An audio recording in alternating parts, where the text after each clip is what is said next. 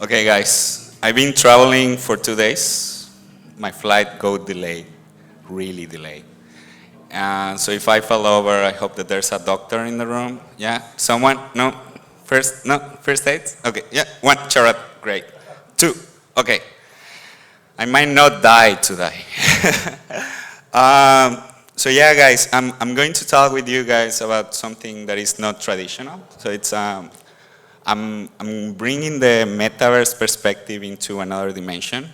That is the ethical part. That is the values, that is the morals around what is this new technology and how we can make it better, right? So, yeah, let's start. Cool. So, I would like to start with this motivational phrase, just to start warming.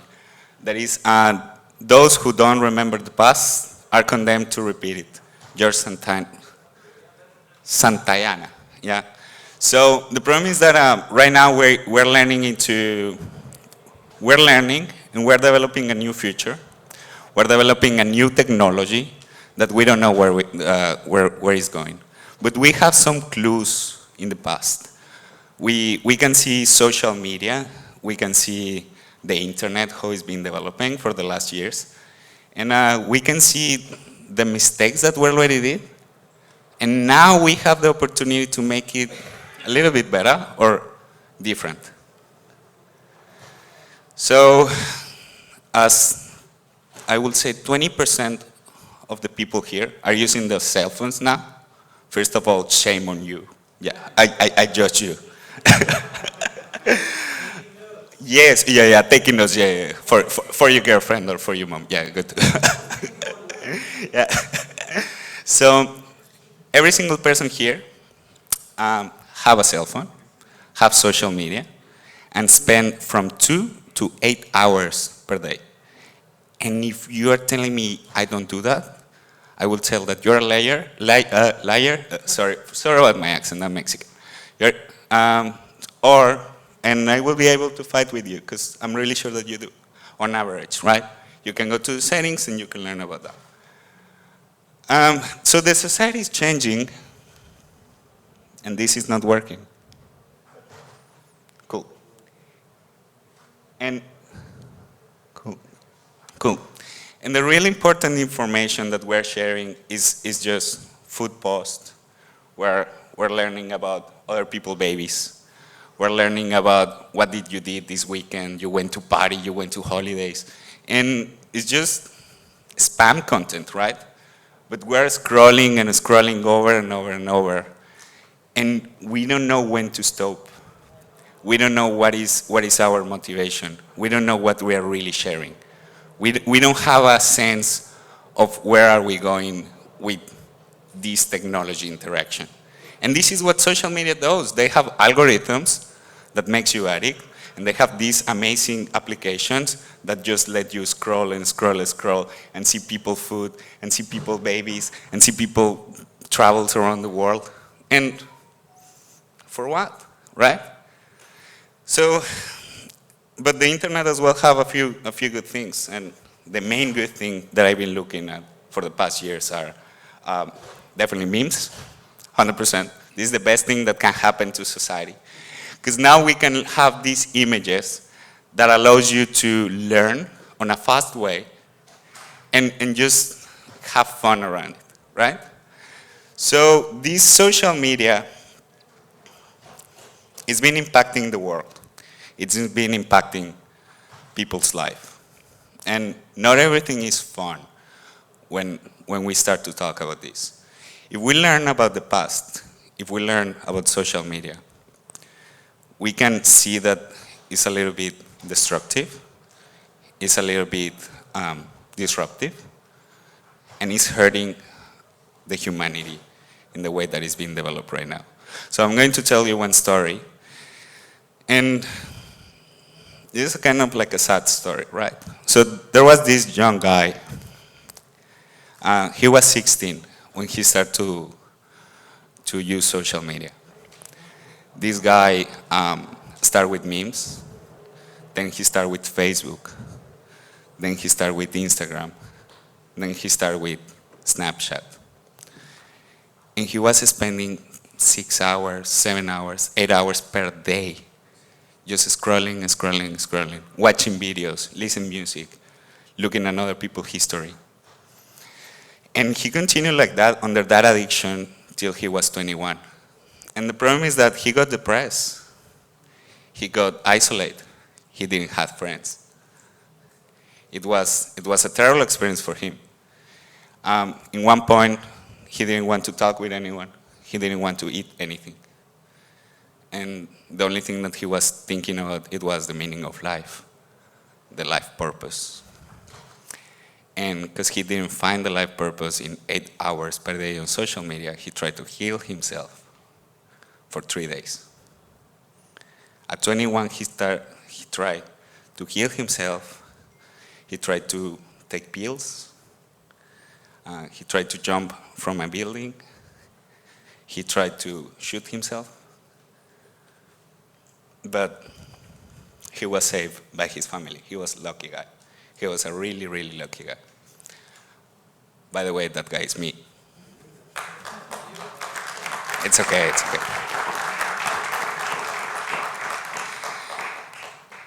Then I started to study neuropsychology. I started to study blockchain and technology. But by the way, my dad is one of the oldest programmers of blockchain in the world. And I started to learn that I wasn't alone. All of us, we are in the same spot. All of us, we have a really strong weapon in our pockets that is killing our life, our time, and our social meaning, right? And we can learn that actually this is affecting every single person around the world. One of those persons is especially, well, one of those sections of the world is kids. And when you start to learn about suicide rates, and then you see how they behave, you can see that since the people start to get phones, get smartphones, and get social media, they start to get more depressed. They start to isolate themselves. And you can see the charts there. In 2008, when iPhone was introduced, and people have access to Facebook, the suicide rates start to scale. If you see the suicide rates when coronavirus hit, and everyone was in their phone all day in his house without socializing, it's insane. So we know that this is bad for us. We know that this technology is actually killing ourselves, killing our children, killing our teens, and we're not doing anything about it. The only thing that we're doing, we're scrolling and liking other people's pictures, right? So I'm going to explain you a little bit of how that works. I'm really sure that most of you already know, but you need a refresh. Because if you're right now spending more than 1 hour per day on your cell phone, you need to learn again what is happening in your brain when you're using social media. So first of all, you pick up your phone, you go to YouTube, and the algorithm there that already knows you is going to suggest you the most attractive video that you can have. For me, it's going to be around food, because I like to eat. Yeah.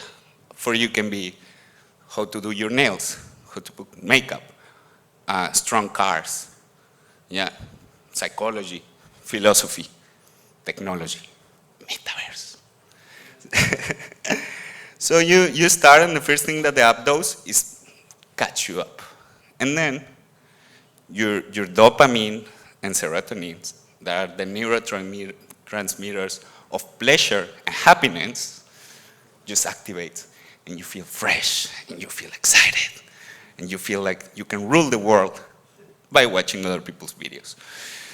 And then you see your friends, and those friends like your post, and you're like, oh, nice. I feel loved. I feel like now I have a lot of friends. Come on, you're in your house, bro. So then your dopamine increases, you feel happy, you feel excited, and then that motivation goes away in 5 seconds. And you're like, oh, I don't have friends anymore. I don't have more likes. This is over. It only lasts 5 seconds. What do I do now? Let me post another picture.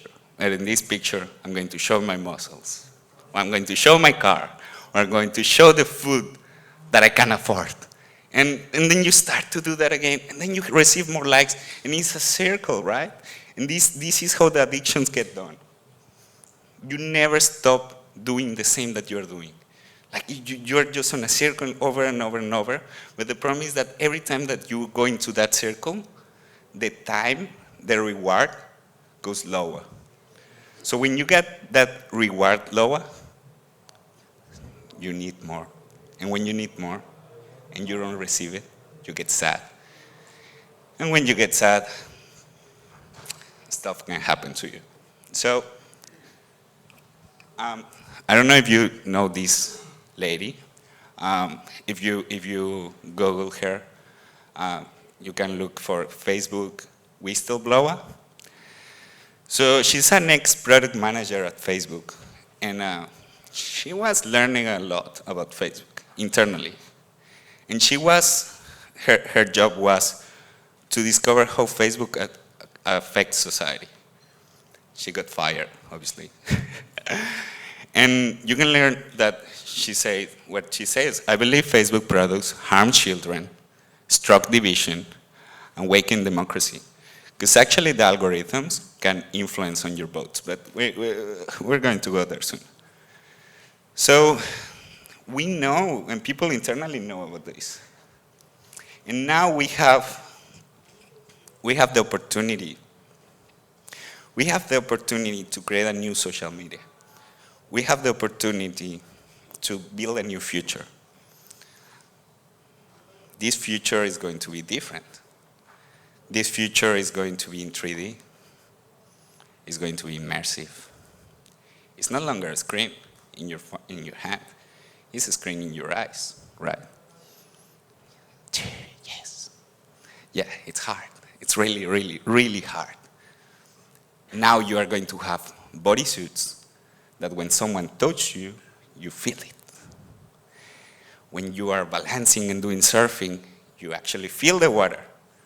And you are having headphones, so you don't listen when your mom is screaming at you, or when your girlfriend is telling you to stop doing stupid stuff. So this immersive technology is going to affect our life in a bigger way. And if we learn from the past, we'll learn that we already screwed up. And if we're building a new future, we have to start thinking in other ways to make this better, or to make this to help humanity, right?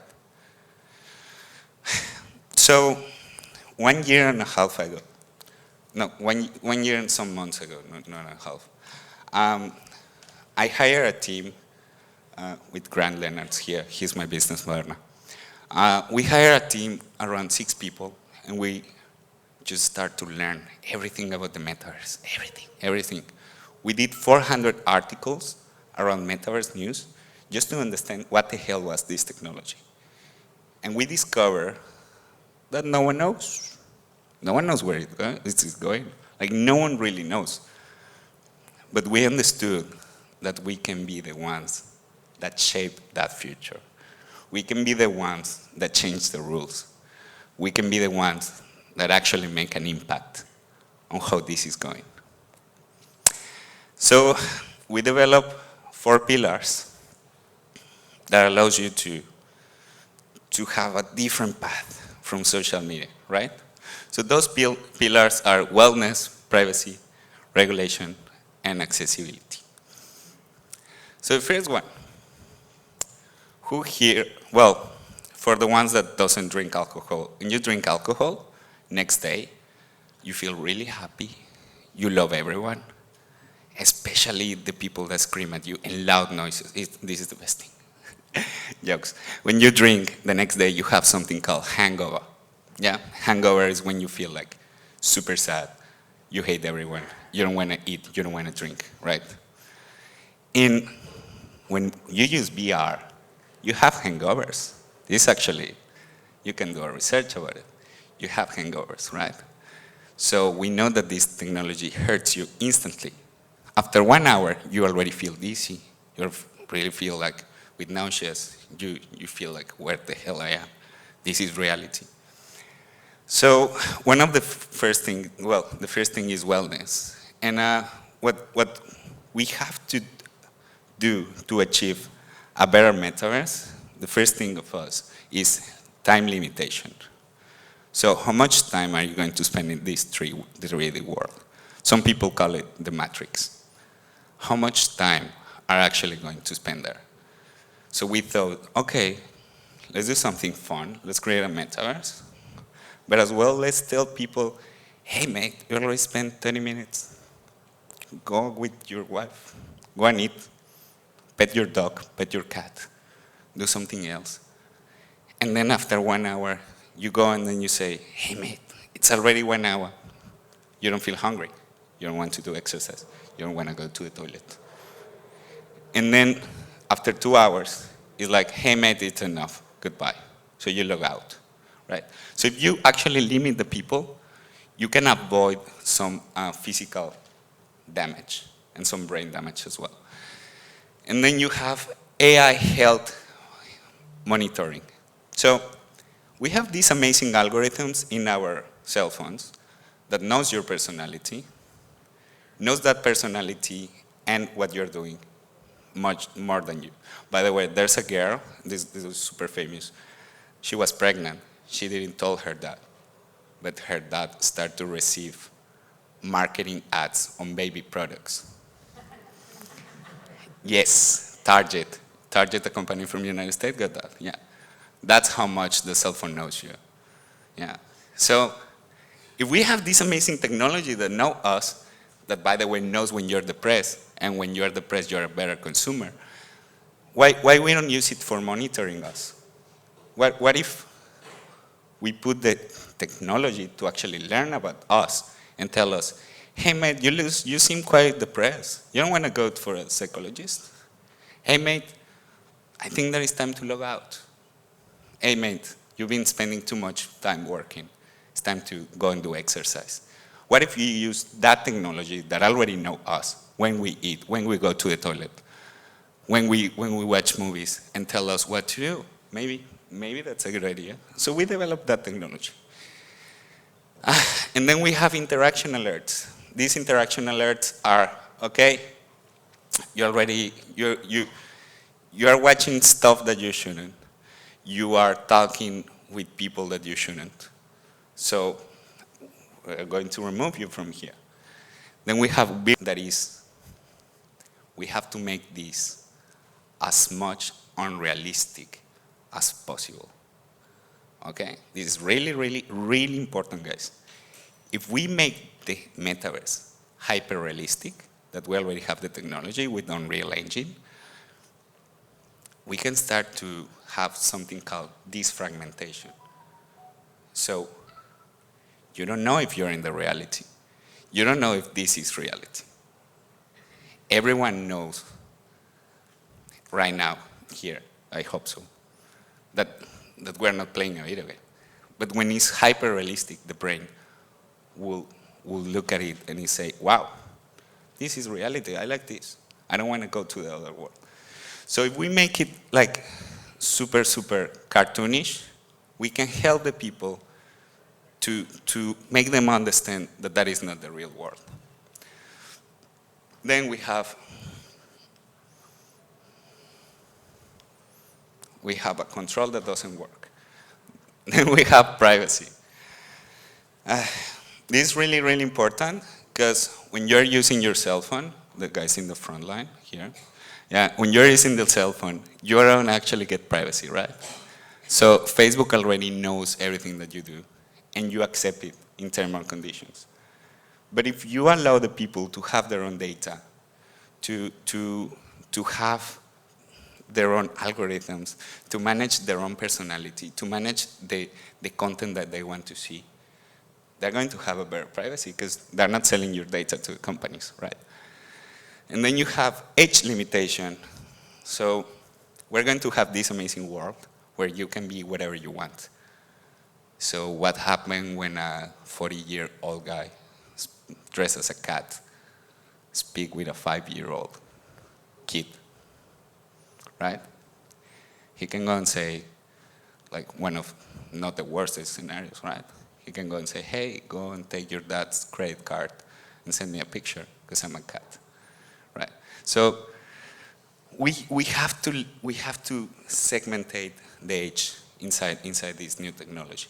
And then we have the restriction of information. This means why Target wants to know that my daughter is pregnant.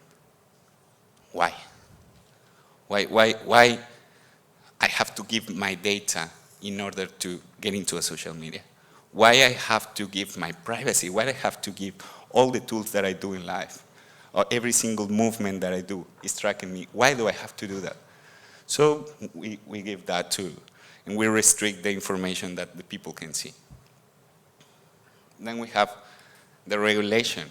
And this is why I love Dubai. Dubai is the only country in the world that has a Metaverse license, by the way. And the problem is that governments right now, they don't know how to regulate this. They don't know. And they're scared. They're scared of Mark Zuckerberg. Because if you are against the guy that can manipulate your elections, you're in a really bad position, right? So you don't regulate AI, and you don't regulate the data that they steal from your country, the data that they steal from your people, that they're making money, millions and millions and billions of dollars out of it. So we have the problem with regulation, and what we want to do is that we want to work with authorities in order to make this better. To every single metaverse that is bringing now is going to have some patterns.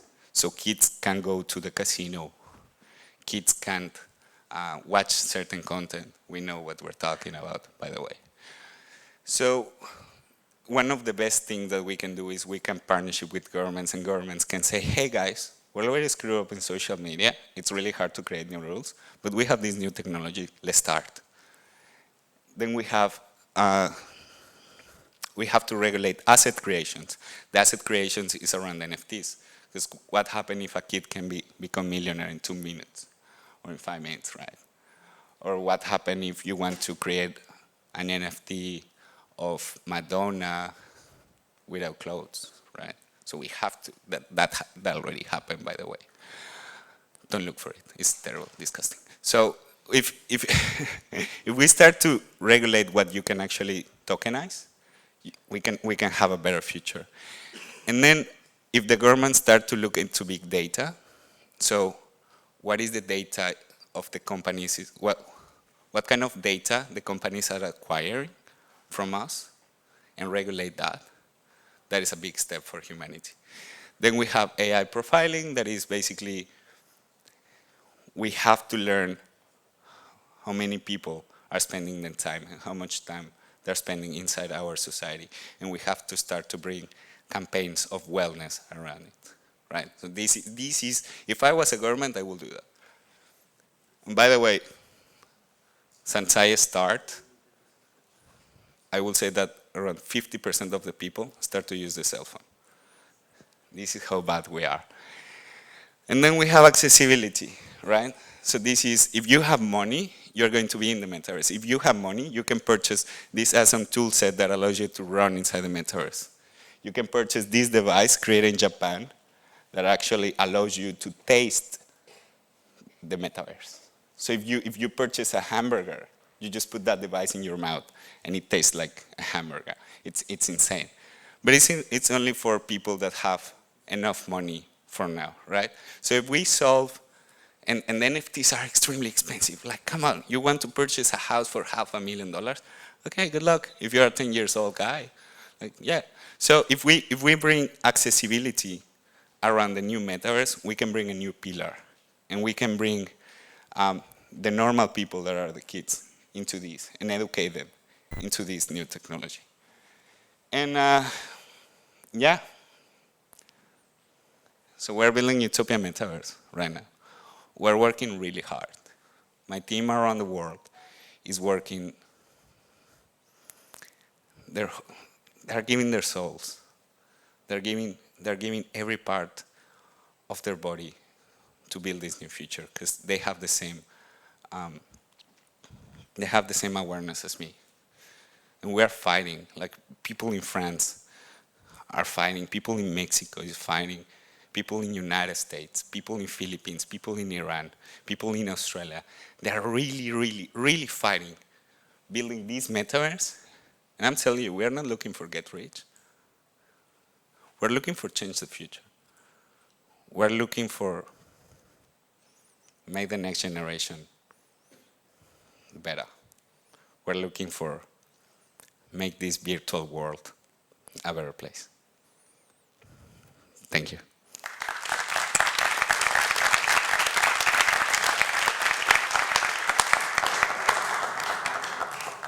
Questions? Yes? Question? Yeah? Okay. Hello. Hi.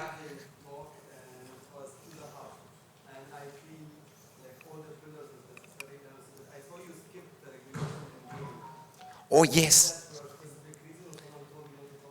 No, actually, I didn't read it. So, yeah, I like you. So, we have to regulate gaming, right? Because we have, okay, here you go. You have hyper-realistic video games, and then you can simulate wars.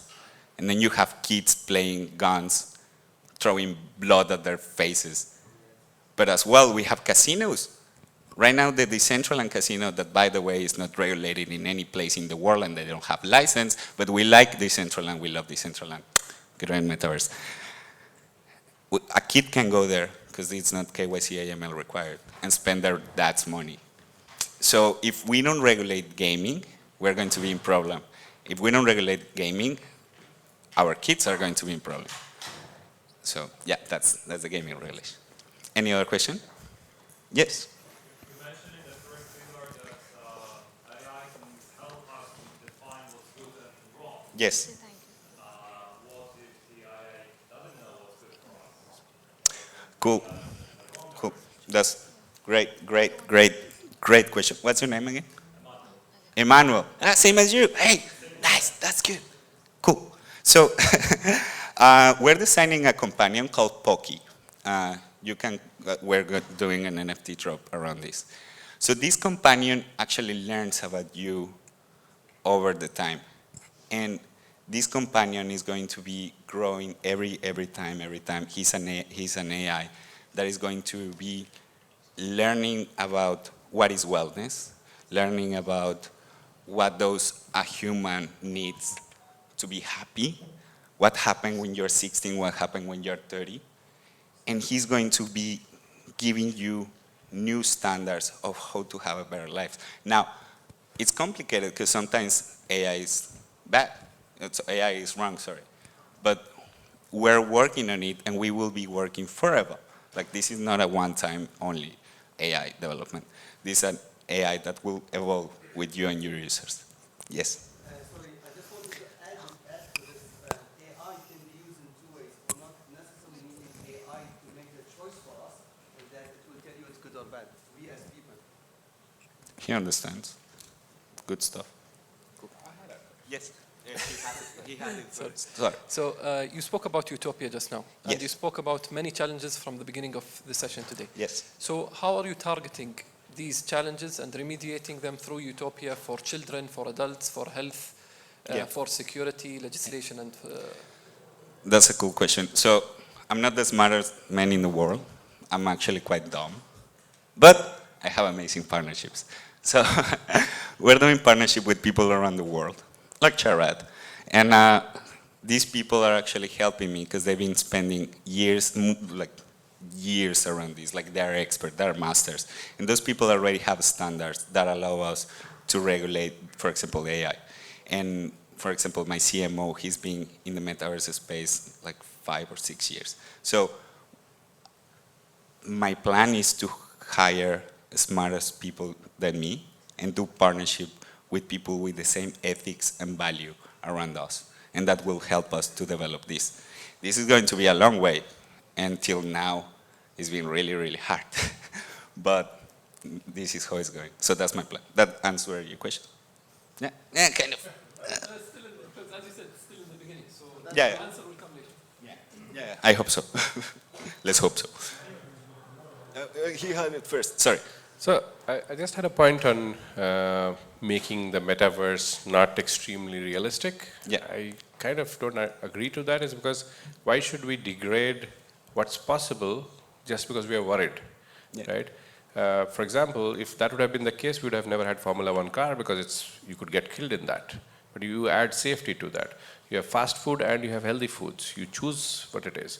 If you're spending 10 hours on any content, anything that you do for 10 hours is bad for you, right? Whether it is swimming for 10 hours, eating for 10 hours, jogging for 10 hours, sleeping for more than 10 hours, everything is bad. So I think it's about regulation. But my worry is the regulators are the ones who get corrupt at the end, right?